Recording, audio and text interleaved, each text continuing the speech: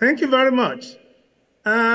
First, let me join my colleagues to thank the Global Alliance as well as the organizers of this program for giving us the opportunity to share the experience that the CPRE has had in the last 5 decades. And I think that report only confirms that most of what we experience every day common things that both our students as well as practitioners go through. And therefore, these various 7 topics are things that I believe will either confirm or actually show us another perspective of how some of these issues are being handled. The data insights and strategy is key to the extent that data is very important when we want to communicate. And unfortunately, somehow, most of us in practice feel that data is a difficult thing. But the report shows that indeed data can make a lot of difference when we want to when we are communicating. With facts and figures, you are better off to convince, to persuade, and to communicate your organizational goals. And so the report came up with some recommendations. The first is that it should integrate knowledge, skills, and abilities related to data analytics. And in the age of artificial intelligence, such that our academic curriculum actually emphasizes data analytics. And in doing this, we should recognize what we do all the time. We talk about research, we talk about qualitative and quantitative analysis using different social science methodologies and models. Now, all of these things have been able to help organizations and indeed our students to understand issues better. The report also went ahead to say that we should, in our teachings, encourage students to use spreadsheets, use Excel, PowerPoint presentation, and most of those other tools that actually makes our job easier. And then the report also, excuse me, says that we should encourage the students to be curious and then, of course, to be problem solvers. We know that as communicators, as public health practitioners in our organizations, we are often looked at as people that can provide solutions to problems. And then the data ethics issue.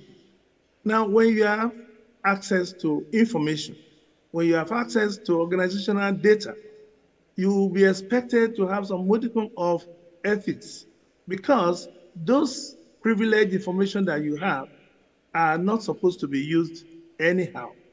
And so it is important for us as educators, as practitioners, to recognize the sensitivity of data whenever we have them in our custody. So this report emphasizes data ethics. And then, of course, that as much as possible, most employers always ask, how can you prove to me that your public relations is helping my organization?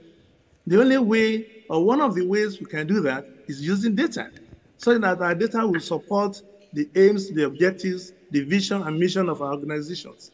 And finally, one of the recommendations is that the educators should need administrative support that will invest in ongoing retraining and learning so that students as well as practitioners can stay abreast of development, both in public relations as well as other things that are happening around us in our societies. The second topic is ethics. And incidentally, the catch after the ethics, it says essential yet neglected. Some people will say reputation does not matter. But I can tell you that that is a mistake. Reputation matters.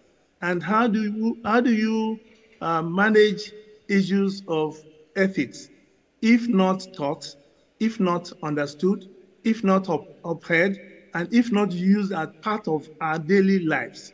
And so ethics is very key. And the report came up with some recommendations. It says ethics should be a required course in all public relations programs. This is happening, and I believe that we can only reinforce and continually understand the key role of ethics in public relations.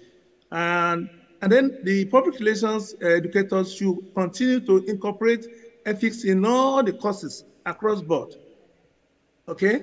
Because there's none of those activities that we're engaging that doesn't have ethical perspective, and that we should be conscious of the fact that we always have to throw this up and let our students as well as practitioners understand the core ethics and competencies that are expected of them. That public relations programs should review their curricula with an eye towards the most important ethics topics as identified in this report. You know, it's a 118-page report, which means the report is really extensive and deep. And therefore, we expect that the issue of ethics as discussed in this report can also help in our building up our younger ones and even strengthening entry-level practitioners, as well as those who are experienced, because every day there are a lot of things that are changing in society, and we should be able to react to them appropriately. We have issues of hostile work environment. We have issues of harassment. And so every time society has to grapple with issues, ethical matters come in. And the more we emphasize this in our teaching, in our practical experiences for our students, the better for us. The third aspect that I'm supposed to discuss here is the DEI, diversity, equity, and inclusion. Apparently, this is an emotive issue. Anytime you talk about diversity, somebody can then jab back and say, so who exactly are you talking about? Or what exactly are you talking about? So we know that it's a very sensitive topic, but that does not mean that we cannot frontally confront these issues and make sure that it is understood, so that all the challenges that we're having in trying to understand and to actually apply it can be mitigated or basically reduced to a large extent. So DEI is an ethical social responsibility imperative, okay? And I like the way the report critically or specifically states that it is an ethical social responsibility imperative, meaning we do not really have a choice as to whether we like it or we don't like it, because it is the reality of our lives. We needed to understand it. And of course, we need to understand that DEI emphasizes appreciating human differences. We're not the same, but we have to work together, we have to live together. And so if we appreciate the differences, it will be better for us to have a better society. People needed to be treated properly, treated fairly, because people matter more than things. People matter more than money, okay? And so if we understand the concept of DEI, the likelihood is that we are going to be able to respect people and give them the respect they deserve, and tell them and let them know that they are also valued. So the report says that we should take a comprehensive approach to DEI to create public relations and DEI course materials, meaning that in our curriculum, we needed to emphasize diversity, equity, and inclusion.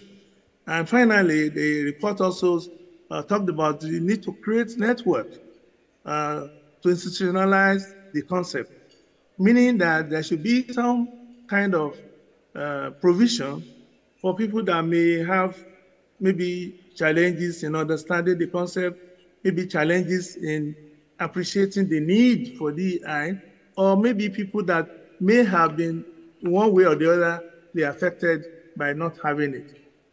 Finally, I would just like to say thank you to Katrina, thank you to Anka, thank you to Anne, and to say that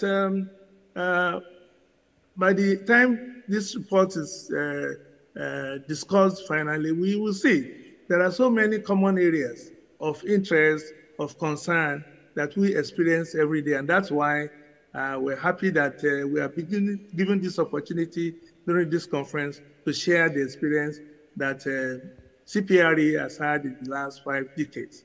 Thank you very much.